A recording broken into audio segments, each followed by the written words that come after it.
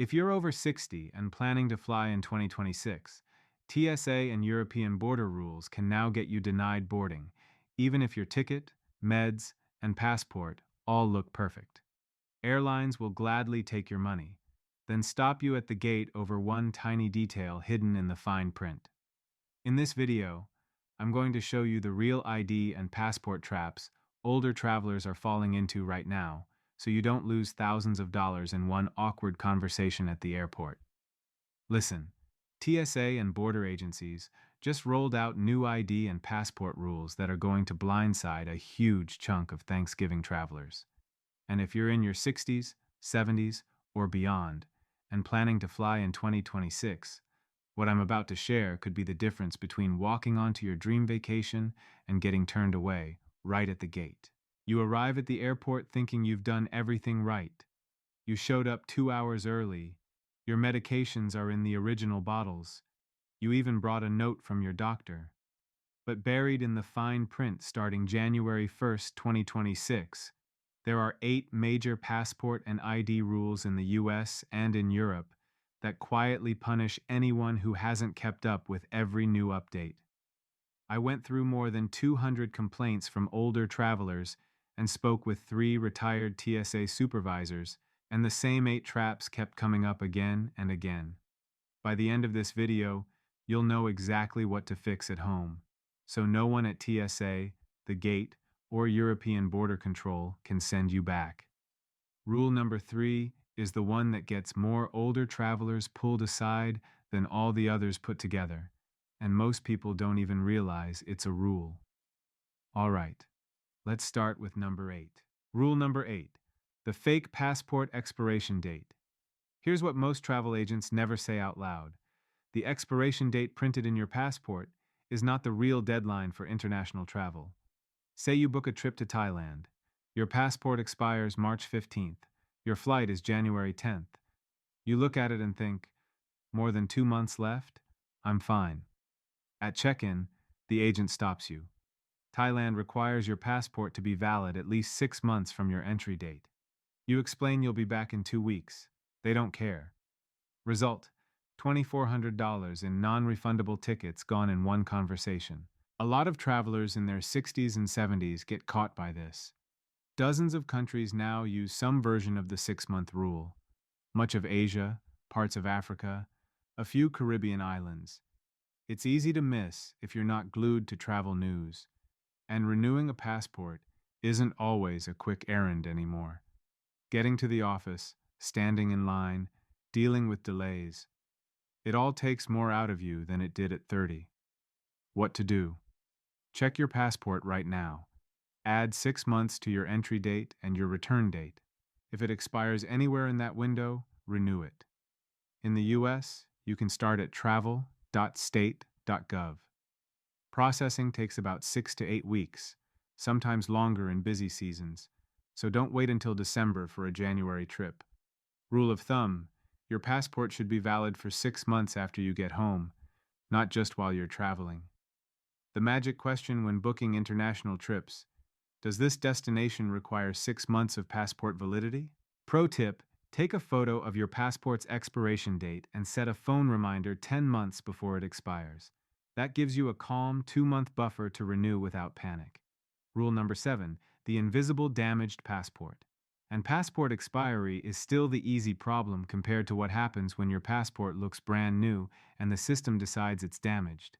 Immigration officers told me off the record, they're now rejecting passports for damage you can't even see. Your passport looks fine. Clean cover, smooth pages, clear photo, but you've built one habit: folding it and sliding it into your back pocket because you don't like carrying a separate wallet. At the gate for your London flight, the agent scans it. Error. Tries again. Error. Sir, the RFID chip isn't reading. This passport is damaged. You say, but it looks new. On the outside, yes. Inside, the chip is dead. One missed flight, and about $1,600 in rebooking fees later, the point hits home. Inside the cover is a tiny antenna. Fold it enough times and it cracks. The chip dies even if the passport still looks brand new. Seniors keep passports for years, and don't always inspect them. And weaker eyesight makes small ripples, water stains, or peeling plastic easy to miss. From 2026, more countries will push you through e-gates that rely on that chip. If it won't scan, the system treats your passport as broken, not borderline okay. What to do? Never fold or roll your passport and stop carrying it in your back pocket. Keep it flat in a wallet, document pouch, or hard shell holder. If your eyes aren't great, ask your kids or grandkids to check it under good light. If your photo is badly faded or you look very different now, renew early. If you're already at the counter and the chip fails, one calm line works far better than arguing. I'd like to request manual processing, and I'll replace this passport after this trip. Rule number 6. Real ID versus real life. This is the one catching a lot of seniors off guard, even on simple trips to see family. Since May 2025, TSA has been tightening real ID checks, and by 2026, they're enforcing it hard. A grandmother shows up for a short domestic flight to visit her grandkids. She hands over her driver's license, the same one she's used for years. The TSA agent looks at it and says, "Ma'am, this doesn't have the real ID star. Do you have your passport?" She didn't bring it. It's a flight inside the US. Why would she? They send her to secondary screening. 45 minutes of questions, extra checks, full pat down. They finally let her through, but her flight is gone. Another few hundred to rebook. Why does this hit people over 60 so hard? Because many seniors still use old licenses they got years ago with no little gold or black star in the corner. They don't fly often. They don't follow every TSA update. And getting to the DMV, standing in line, or driving across town isn't as easy as it used to be. In 2026, more checkpoints will simply treat those old licenses as not good enough and push seniors into long, exhausting identity checks or extra paid verification through systems like Clear or online confirm ID tools. What to do? Check your license right now. Look at the upper right corner. If there's no star, that license is not Real ID compliant. For flights, you'll need either a Real ID license or your passport. Best move if you're over 60 and fly at least once or twice a year. Use your own passport as your main ID for flying, even on domestic trips. TSA accepts it everywhere, and you don't have to worry about whether your state has caught up with Real ID yet. Rule number 5. Europe's new fingerprint and face scan gauntlet. Here's where it starts to feel a little invasive. Starting October 12, 2025, Europe rolls out the new entry-exit system. By April 10, 2026, it's mandatory at almost every Schengen border. A 75-year-old couple from Seattle lands in Paris for their 50th anniversary trip. They expect a quick passport stamp. Instead, they're sent to a kiosk. Place your fingers here. Look at the camera. The husband has arthritis. His fingers won't sit flat. The machine fails once, twice, 6 times. By the time they clear immigration, they've missed their train to Provence and pay $200 to rebook. Why? Because under the new EES system, Europe now takes your face photo and 4 fingerprints every time you enter or leave the Schengen zone. If you're older, walk slowly, use a cane or wheelchair, or have shaky, stiff hands. That process simply takes longer. What to do? Arrive at European airports about 30 minutes earlier than you used to. If you have arthritis or hand tremors, tell the officer right away. They have procedures for medical issues, but they only use them if you speak up. Once you're in the system the first time, future entries are usually faster. If you're connecting in Europe, build in at least 90 minutes. Skip tight 45 to 60-minute layovers. If you're over 60 or don't move quickly, one slow biometric line plus a long walk between gates is all it takes to miss your flight. If you're traveling with a spouse, register together on your first entry so you stay in the same queue later. The magic phrase. If the scanner can't read your fingerprints, I have a medical condition with my hands, so my fingerprints are hard to scan. Is there an alternative process? Rule number 4. ETIAS. Yes. Europe's no boarding without permission rule. And Europe still isn't done. If you think fingerprints are annoying, wait until you hear about the new pre-approval you'll need before you even leave the US. Most seniors don't even know this exists. For trips in late 2026 and beyond, Americans and other visa-exempt travelers will need EDS approval before flying to most of Europe. No EDS. No boarding. Even if your passport is perfectly valid. Picture this. You've booked a dream river cruise in Europe. Passport ready, tickets printed, bags packed.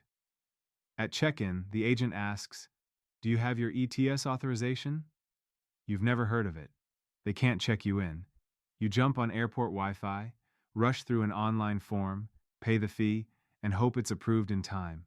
For some travelers, that means hours of waiting, a missed flight, and hundreds of dollars gone on rebooking and lost hotel or cruise days.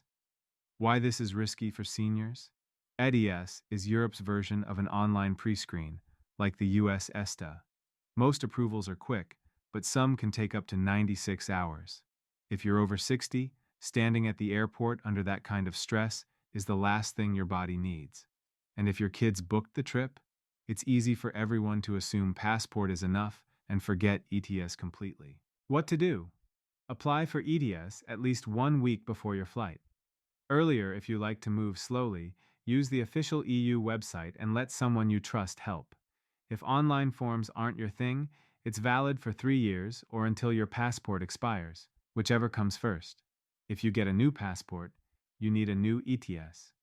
After approval, print the confirmation, save a copy on your phone, and email it to yourself. Rule of thumb: think of ETS as Europe's TSA pre-check. You apply once, then use it for multiple trips, but it's tied to your passport number. So a new passport means a new application. Don't let a missing ETS turn your dream European vacation into a full day of airport stress. Rule number 3. The digital ID trap. This one is catching a lot of seniors by surprise. TSA now accepts digital IDs in Apple Wallet and Google Wallet. Sounds great. No wallet, no plastic card. But here's the trap. A tech-savvy grandfather was so proud he'd added his digital driver's license to his iPhone all by himself. At O'Hare, he confidently held up his phone at security. The scanner beeped red.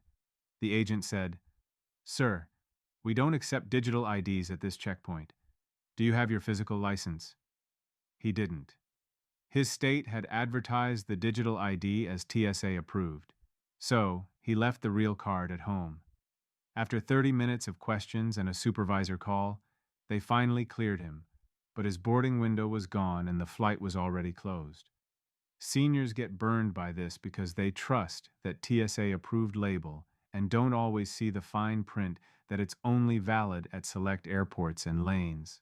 And standing through surprise secondary screening is far more tiring in your 60s and 70s. One dead battery, one scanner glitch, or one skeptical agent is all it takes if you don't have the physical card. What to do? Always carry your physical ID, license, or passport, even if you have a digital one.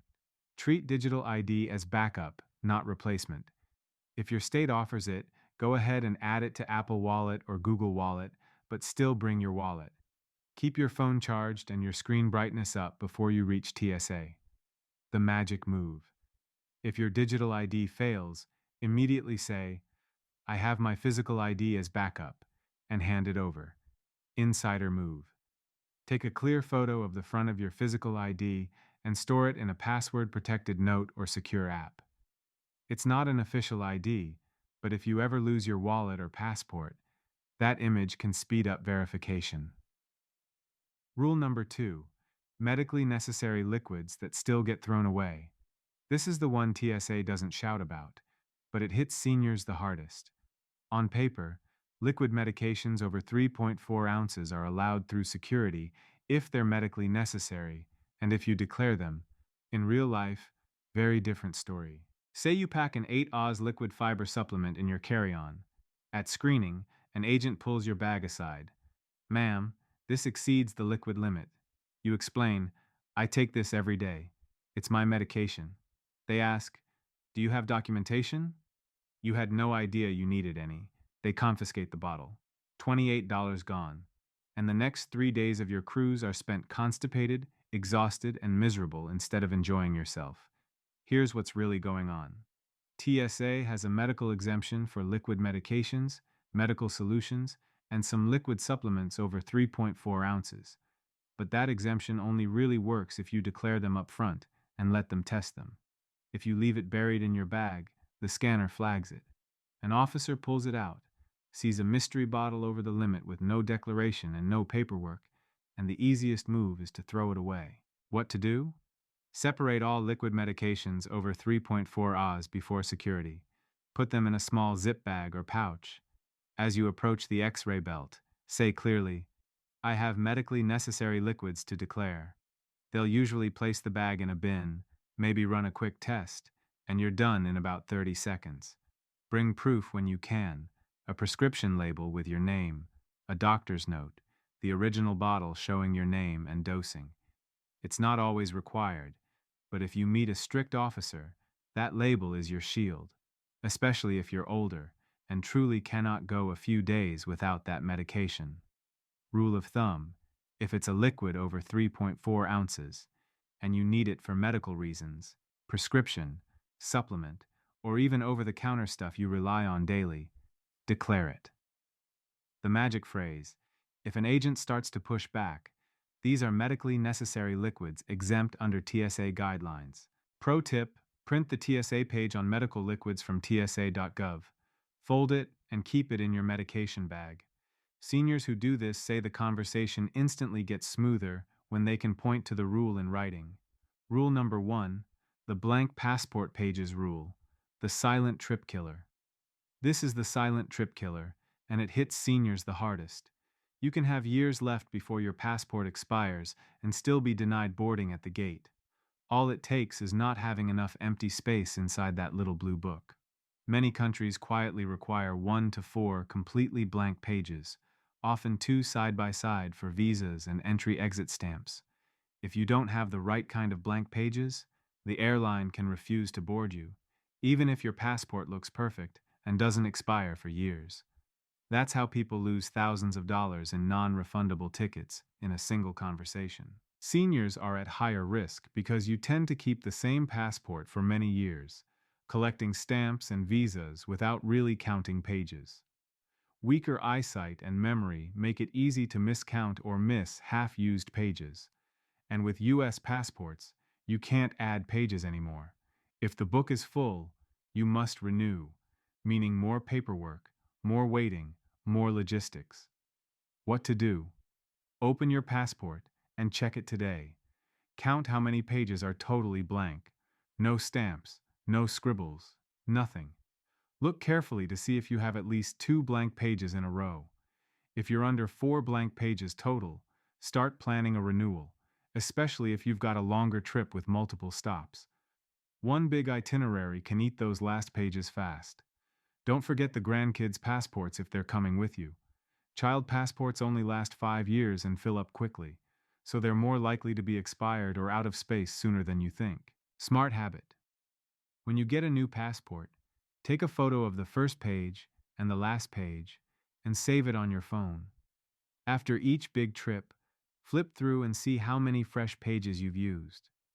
When the book is about halfway full, start working on renewal and let your kids or grandkids help with the online forms. If tech isn't your thing, the magic question when booking international trips: does this destination require a minimum number of blank passport pages? It takes 10 seconds to ask, but it can save you a vacation worth several thousand. In the end, these 8 rules aren't here to scare you. They're the cheapest insurance you can have. A bit of prep now, so after 60, your energy goes into enjoying the trip, not arguing with airport staff at the gate. If you made it this far, you're already doing more than most travelers your age ever will. You now know the traps that cost seniors the most money, the most energy, and the most sleep before a big trip. Take 10 minutes after this video, grab your passport, your license, and your meds, and run through these checks while everything is still fresh. Your future self at the airport will thank you. If this helped you feel even a little more in control, Tap like so YouTube shows it to more travelers over 60 who need it. Tell me in the comments which rule surprised you the most or which one you've already run into at TSA or immigration. And if you want more step by step senior friendly travel guides from carry on tricks to new baggage and seating rules, hit subscribe and turn on notifications. You've worked too hard to let one missing page or one forgotten form ruin your trip. Let's make sure your next flight is spent in the air, not arguing at the gate.